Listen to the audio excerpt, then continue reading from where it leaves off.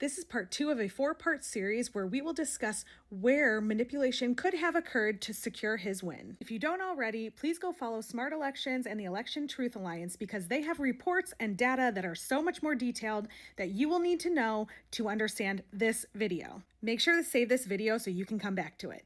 In part 1, we talked about the trail of a ballot and how it moved from voting all the way to reporting. Take a screenshot of this next slide so that you can blow it up bigger and see all the detail that you're going to miss in this TikTok video.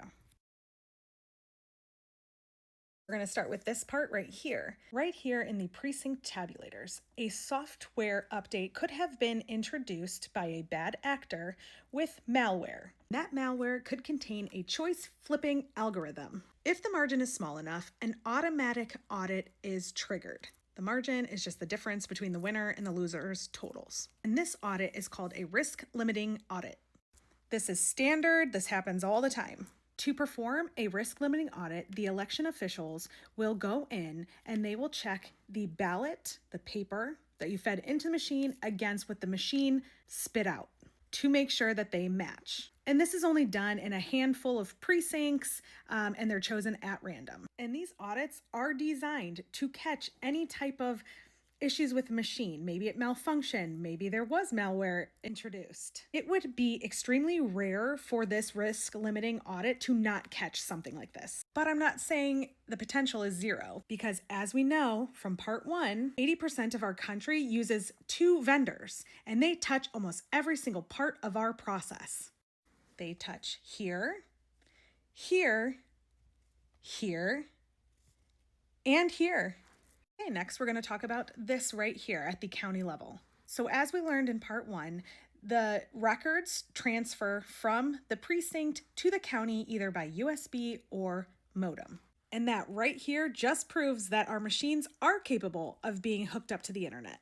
We also learned in part 1 that the records from the precinct are transferred, and once they arrive at the county, they are plugged into their central tabulator, which counts up all precincts within that county to give you the final total, which is then transferred to the EMS system. All of our data records have a digital footprint, so you can make sure that the data matches from what is fed in to what is coming out because it checks the digital hash. That is a code that is generated, and if that code does not match the original one, that data is rejected. This is also where they process mail-in ballots, but it is not typically done on the day of election. Because of these safeguards, this doesn't feel like an area that makes sense to introduce malware because it's so traceable. This would be extremely difficult to do across the nation because it would require mass coordination across states. All right, moving on to this part right here, the election management system. Let's pretend that malware was added to this software, something that might flip, change, or delete votes.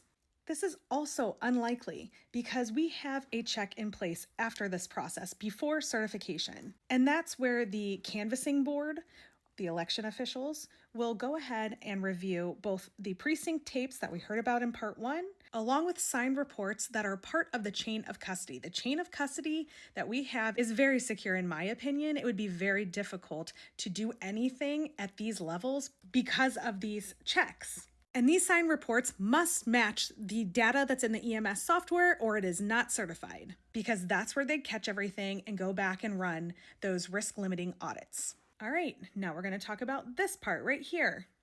This is where it gets to be a little less broad, so a lot less hands and eyes are seeing it from this point on.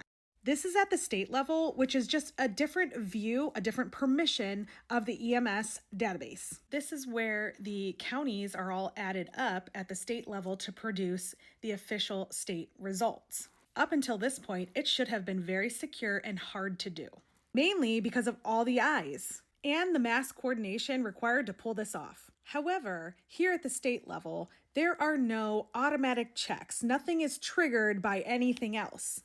And there's a lot less eyes keeping track of everything. This is where a bad actor could introduce malware again, but like I said, it would be very difficult to do undetected. But as you move further down, it gets a little bit more consolidated. This is the election night reporting part of the process. We learned in part 1 that the election night reporting companies pull data from the official system of record in the EMS software, reformat it, and then delivers that information to their customers. And their customers are the live news sources that provide continuous updates throughout the night to people like us. So the ENR database and the EMS software communicate with each other. It's supposed to be one way. The whole goal of the ENR companies is to have the most updated information. So they pull information from the EMS software multiple times a minute. And this part is automated, which takes me to part 3, where we will discuss the ENR companies in more detail. Because this is the part of the process that has the least amount of eyes on it, except millions of Americans. So how did they do it? You'll have to wait for part 3 to answer that question.